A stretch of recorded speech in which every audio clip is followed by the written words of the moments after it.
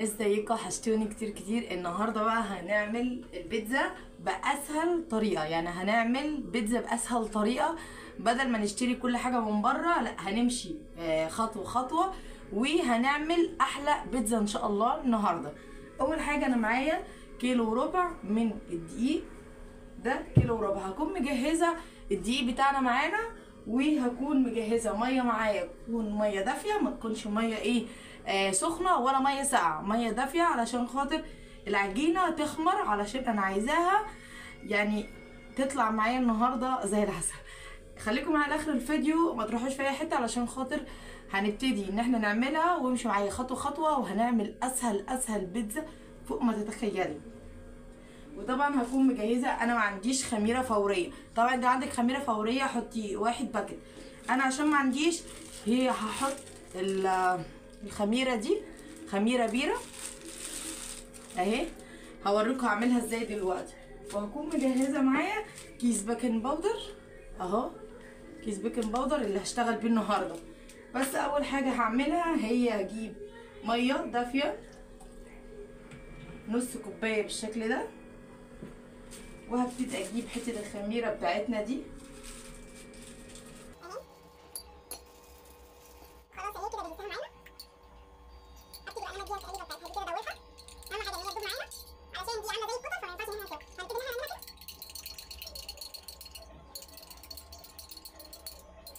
خلاص كده دوبناها معانا. هنركنها بقى هنا كده على جنب، وهنبتدي نحط المواد الجافه الاول اللي هو الدقيق. وخليكم معايا، هبتدي بقى ان انا اجيب النشا معايا. كيلو وربع دقيق هنزل عليهم معلقه الثانيه نشا. ده النشا بتاعتنا. تعالوا بقى انزلوا معايا كده عشان اوريكم واحده واحده بالشكل ده كده. وهبتدي اجيب معانا لبن البودره. تعالوا بقى انزلوا معايا كده عشان اوريكم واحده واحده بالشكل ده كده. وهبتدي اجيب معانا لبن البودره. اللبن البودره طبعا من عند اي عطار ب10 جنيه لبن بودره، يعني دول حوالي معلقتين. ماشي، دول معلقتين. تعالوا بقى معانا هننزل بقى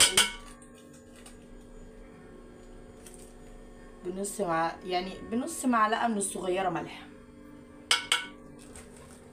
وهنزل بقى علشان خاطر مثلا عندك عسل كلوكوز ممكن تحط منه معلقه كبيره، بس انا علشان خاطر مثلا ما عنديش كلوكوز، فهستعمل السكر.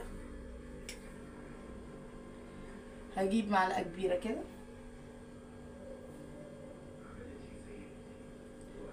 معلقه ونص من السكر. خلاص كده هنقلبها بقى، نديها التقليبه بتاعتنا الحلوه دي.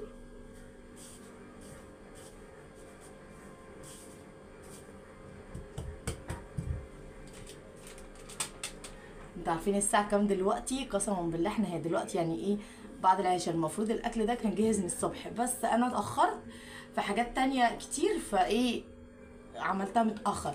يعني دي معموله بالليل، انا مش هعمل واحده بس، انا هعمل كذا واحده علشان خاطر ما شاء الله الاطفال وكده والموجودين. هروح جايه كده، هروح جايه نازله بمعلقه برضو. دي معلقه صغيره بيكنج باودر.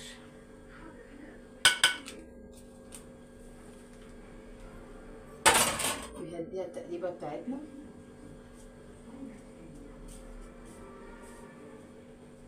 بالشكل ده اهو. اول حاجه هروح نازله بيها هي الخميره.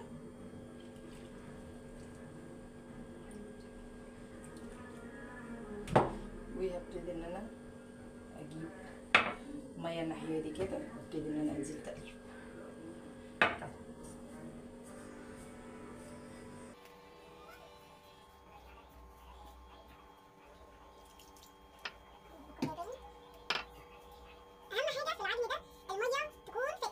ميه تكون فتره، يعني دافيه ما بين السخنه والساقعه.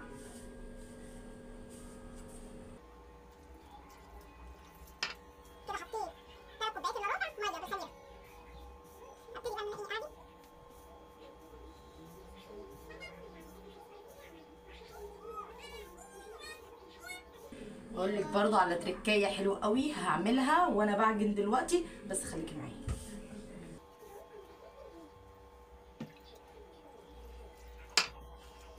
حاطه معلقتين زيت، معلقتين زيت عشان العجينه تبقى ماشيه معايا كده، عشان تبقى سليسه معايا.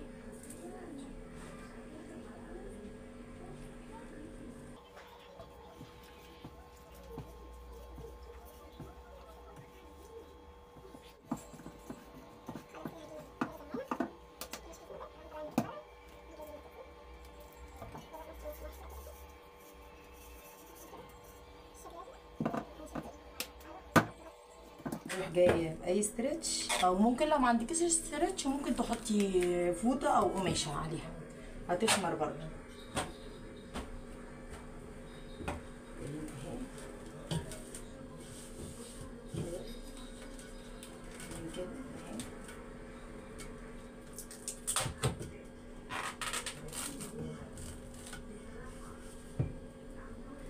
على فكره انا برضو هحط الاسترتش وهحط فوطه، يعني مش هحط الاسترتش بس، هحط فوطه برضو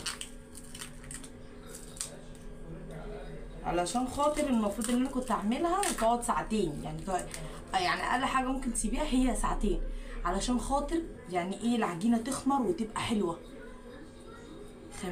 يعني العجينه تخمر كده وتبقى جميله معاكي، وتعرفي تعملي منها كذا واحده، مش واحده ولا اتنين.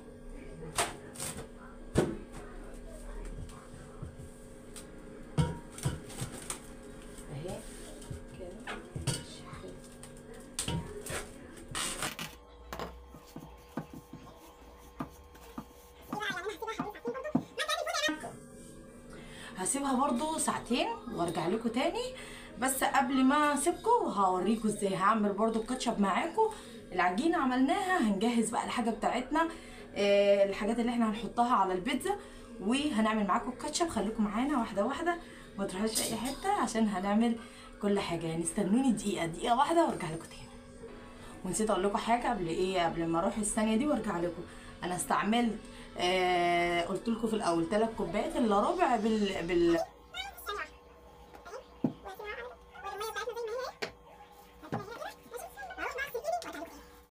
تعالوا بقى نعمل الكاتشب. جبت لكم حاجه الكاتشب اللي هو يعني يعتبر نص كيلو، على قد ان انا وزني ده نص كيلو من الطماطم.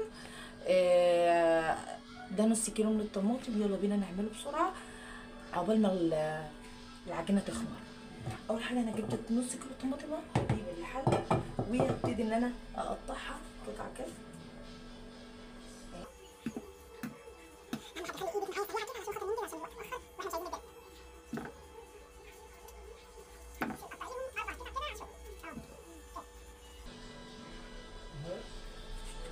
بس وانت بتنقي الطماطم اللي انت هتعمليها كاتشب، يا ريت يعني تنقيها حمرا دم قوي. يعني اكتر حاجه تلاقيها حمرا قدامك هي الطماطم تجيبيها، علشان خاطر هنعمل شويه كاتشب زي اللي بره بالظبط. ركزوا معايا، خليكم مركزين.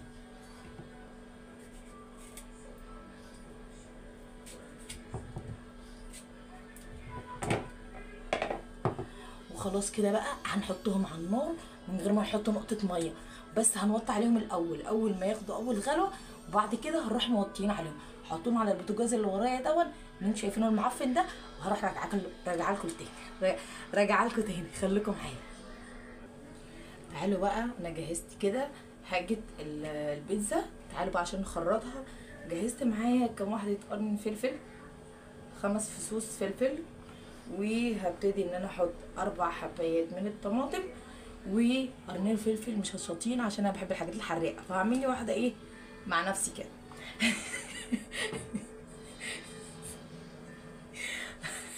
عشان انا بموت الحاجات المشطشطه. فطبعا هنمسكهم بقى نخرطهم ونرجع لكم تاني. ايه رايكم اخرطهم كده سريع وارجع لكم تاني دوريات وهوريها لكم. يلا بينا.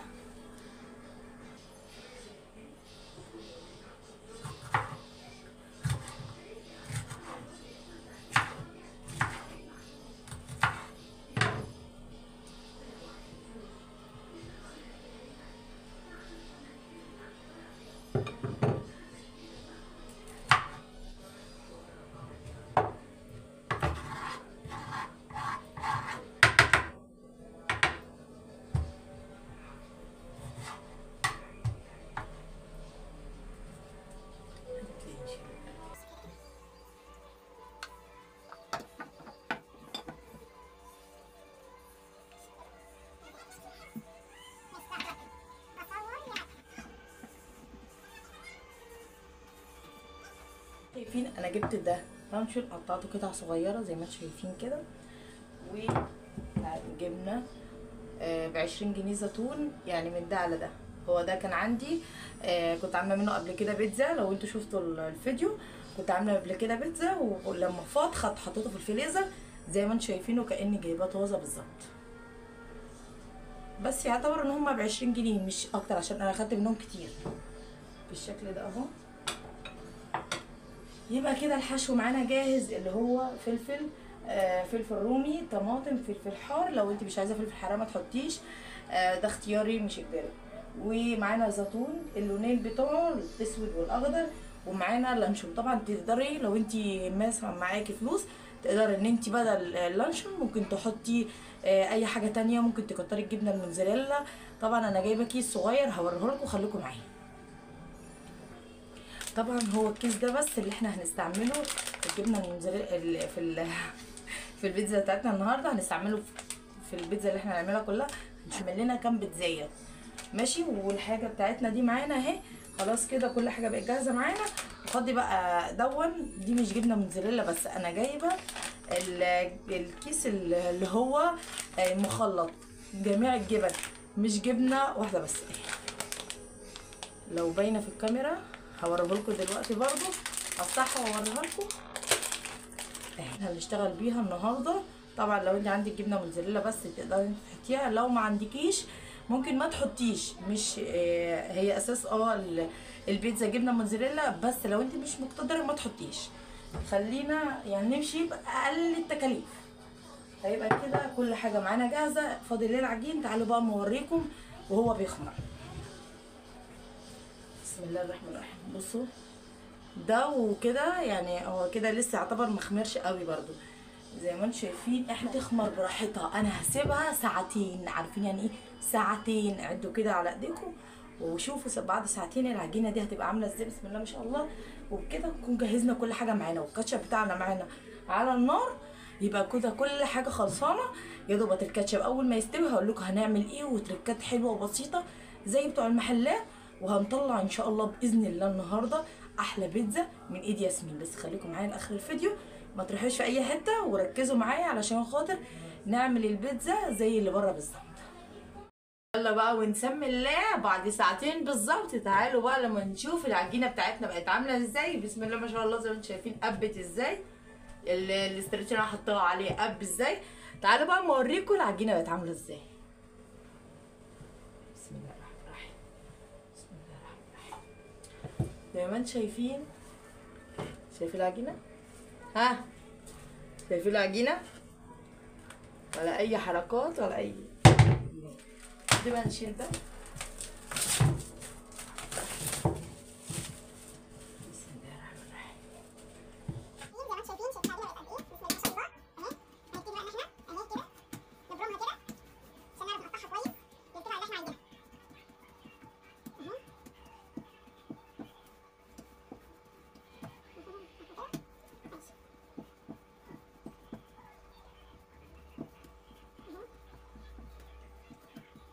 طبعا مش هقطعها، فهجيب ايه؟ هجيب من عندي السكينه بالشكل ده.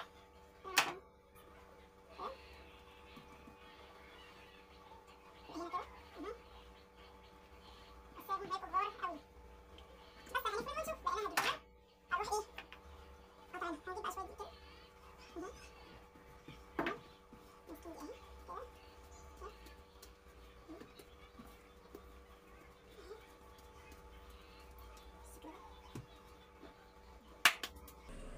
كده. كده كده عملناهم خلاص اهو. زي ما انتم شايفين عملنا 2 كبار و2 صغيرين. هنغطيهم كده بالشكل ده.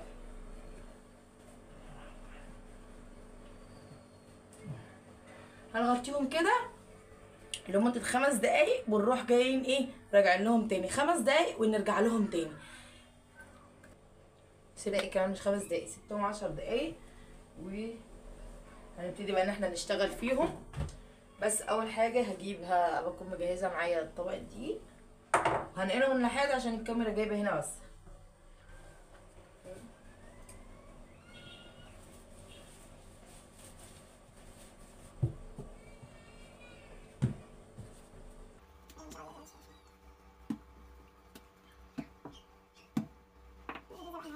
اروح رشه رشه دقيق. اجيب اول واحده وهبتدي ان انا اكون جايبه معايا نشابه وهعمل نشابه كده علشان تمسك العجين اهي بالشكل ده. وهنبتدي بقى احنا نبطط كده.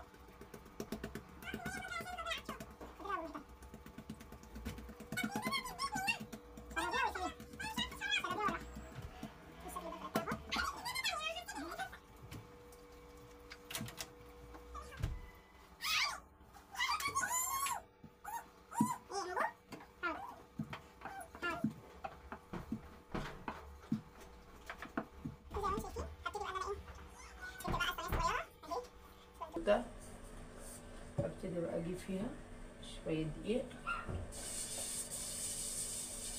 بالشكل ده اها منها كده، واروح للقوام تاني عايزاها تكون معايا بالشكل اللي انتوا شايفينه ده، وابتدي بقى اشيل العجينه معايا زي ما شايفين ما شاء الله كمان كبيره على الصينيه. يعني احنا مصغرينها وبرده كبيره على الصينيه، ممكن بقى تكبري الصينيه كبيره كده. ابتدي بقى ايه اعملها كده كويس. وهجيب بقى الحروف دي كده اهي. بصي عشان اوريكم بس ايه في الفيديو. بصوا انا بتنيها من هنا كده، عايزه اتنيها من هنا كده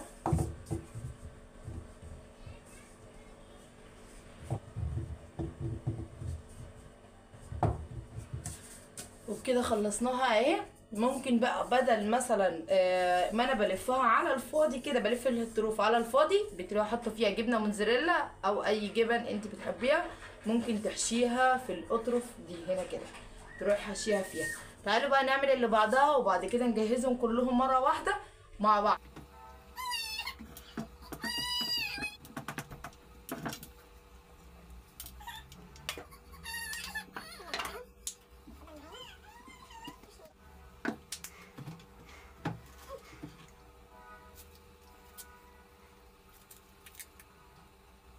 طبعا الحشو اللي عندي مش هيكفي اكتر من كده. ماشي انا هوريكم دلوقتي عملت كام صينيه، فمش هيكفي اكتر من كده. فدي هخليها اليوم تاني احطها في الفريزر، يوم تاني اقدر اطلعها.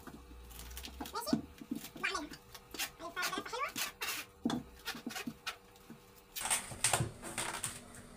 بالشكل ده اهي. هلفها كده بقى واحطها في الفريزر، واما اجيب حشو تاني هروح عاملاها. نبتدي بقى نعمل ايه؟ الشوكه معانا نغرز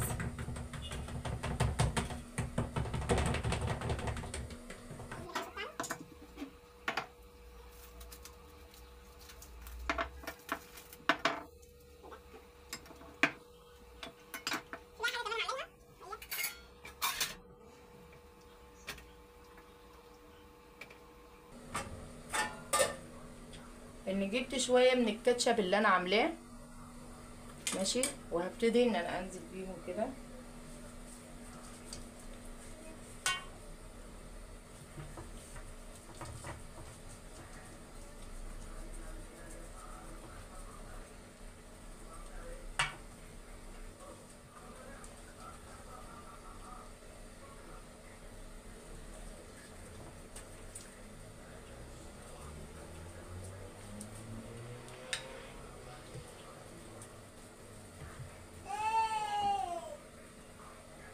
وهكذا دول كمان.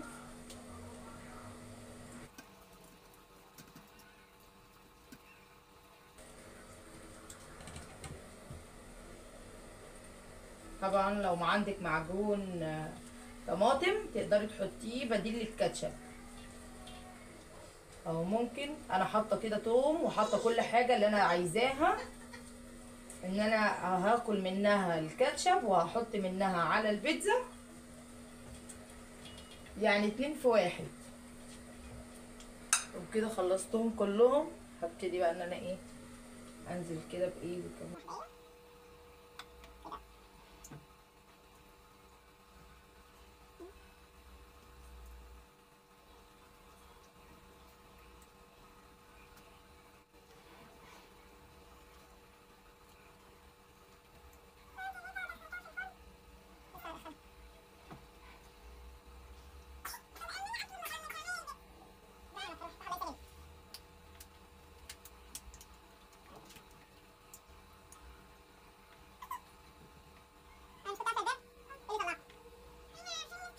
دي اللي انا هعملها بشطه نازله الفلفل كده.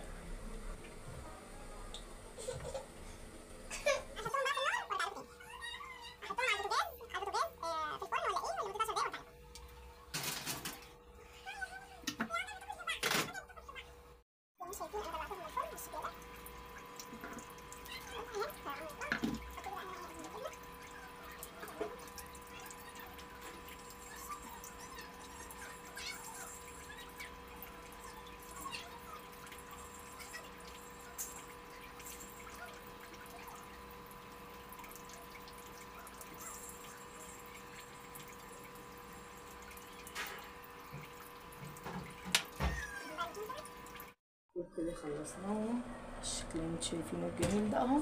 كده عملنا منهم 4 اصناف زي ما انتوا شايفين. نبتدي بقى ان احنا نقطعهم ونسمي الله.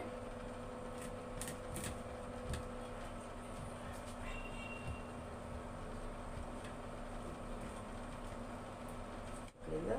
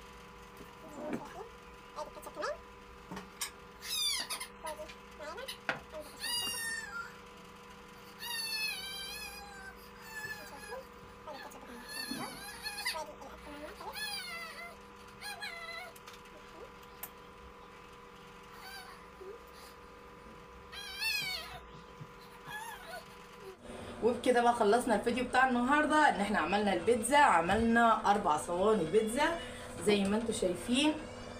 عملنا 4 صواني بيتزا من كيلو وربع دقيق، يعني يعتبر اللي احنا عملناه. فاض كمان عجين معانا شلناه في الفريزر زي ما قلت لكم. وعملنا كده 4 صواني بالشكل الجميل اللي انتوا شايفينه ده. تعالوا. طبعا الكاتشب بتاعنا اللي زي العسل ده انا هوريه لكم، وهوريكم السمك بتاعه عامل ازاي، زي اللي احنا بنجيبه من بره بالظبط. شايفين الكاتشب عامل ازاي، ماسك نفسه في نفس الوقت سايل، وطعم خرافي والله، طعم خرافي زي ما انتم شايفين كده. وبكده خلصنا الفيديو بتاع النهارده. اهم حاجه تنسوش اللايك والاشتراك، وتقولوا رايكم في الفيديو وفي البيتزا بتاعتنا اللي على قد الايد. وده اكل الغلابه اللي انا قلت عليها، يعمل حاجات صغننه خالص، مش مهم كل اللي انا قلت عليه خالص. ممكن تعملي من ربع كيلو دقيق تقدري تعملي منه صينيه او صينيتين كمان، على حسب انتي وعلى حسب ايدك. وبكده خلصنا الفيديو بتاع النهارده ويا رب يكون عجبكم، ويلا مع السلامه.